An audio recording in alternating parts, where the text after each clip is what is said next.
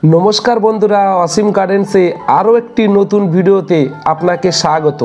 आजकेर भिडियोते छाद बागाने टबे करार उपयोगी सेरा लेबुर जात 12 मासी ভিয়েতনাম माल्टार फल संग्रह सह स्वाद केमन हलो चलुन टेस्ट रिव्यू करी।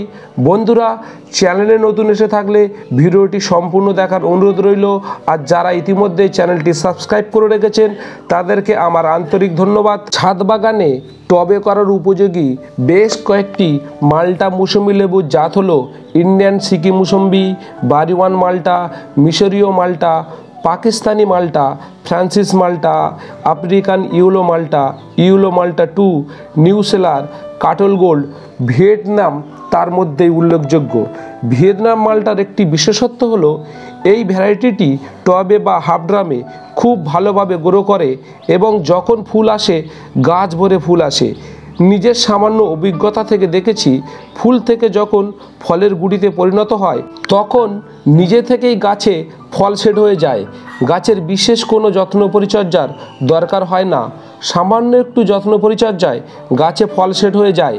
ভিডিওতে যে গাছটি দেখছেন এটি আমার একটি 12 মাসি ভিয়েতনাম মাল্টার জাত। বছরে 2 থেকে 3 বার ফুল আসে এবং এই ভ্যারাইটির আরেকটি বিশেষত্ব হলো এই গাছটিতে আপনি ছোট ফল, মাঝারি সাইজের ফল, বড় ফল একই সাথে আপনি 3টি সাইজের ফল দেখতে পাবেন। আরেকটি জিনিস আমি লক্ষ্য করেছি, আপনি যদি ফলের পরিমাণ কম নেন তাহলে ফলের সাইজ খুব বড় হয়। আমার এই গাছটির বয়স মাত্র 1.5 বছর। আমি ফল টেস্ট করার জন্য 2টি মাত্র ফল নিয়েছি আর ফলের সাইজটা দেখুন, দেখে যেন মনে হচ্ছে বাতাবি লেবুর মতো আকৃতি নিয়েছে। এবার চলুন ফল হারভেস্টিংয়ের কিছু বিষয় জেনে নেওয়া যাক। অনেক ছাদ বাগানি বন্ধুরা আক্ষেপের সুরে বলে থাকে ভিয়েতনাম মালটা খাবার পর ঠোঁটে জ্বালা জ্বালা ভাব অনুভূত হয়। এর উত্তরে আমি বলবো ভিয়েতনাম মালটা খুব কাঁচা অবস্থায় পেড়ে খেলে এমনটা হয়ে থাকে। ফল ম্যাচিওর হওয়ার পর খেলে ঠোঁটে জ্বালা বা চিড়চিড় করা ভাবটা কম অনুভূত হয়। বন্ধুরা দেখুন মালটার সাইজ বেশ বড় বড় হয়েছে।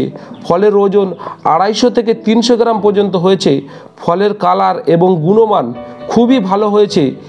এবার চলুন ফলের স্বাদ কেমন হলো টেস্ট রিভিউ করি। ফলের আকার সাইজ দেখে তো মনে হচ্ছে ফলের রসের পরিমাণ আশানুরূপ হবে। চলুন ফলটা কেটে দেখা যাক রেজাল্ট কী দাঁড়ায়। ভিডিওতে আপনারা দেখতে পাচ্ছেন ফলের রসের পরিমাণ যথেষ্ট ভালো হয়েছে। নিজের অভিজ্ঞতা থেকে দেখেছি বাজার থেকে কেনা মৌসম্বির সাথে এর স্বাদ এবং মিষ্টতা একেবারেই মেলানো যাবে না। আপনারা যদি বাড়িতে সাইট্রাস জাতীয় ফলের গাছ লাগানোর ইচ্ছা থাকে তাহলে এরকম একটি ভিয়েতনাম মাল্টা লেবুর গাছ বাড়িতে বসাতে পারেন। তো বন্ধুরা ভিডিওটি ধৈর্য নিয়ে সম্পূর্ণ দেখার জন্য আপনাকে অসংখ্য ধন্যবাদ।